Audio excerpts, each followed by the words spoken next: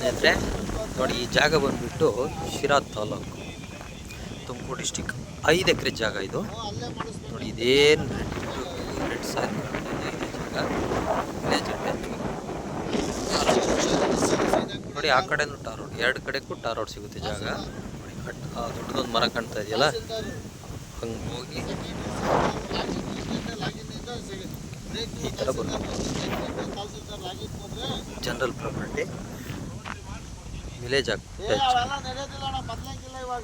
35 ಲಕ್ಷ ಹೇಳ್ತಾ ಇದ್ದಾರೆ. ಕುತ್ಕೊಂಡ್ರೆ ನೆಗೆಷಬಲ್ ಆಗುತ್ತೆ.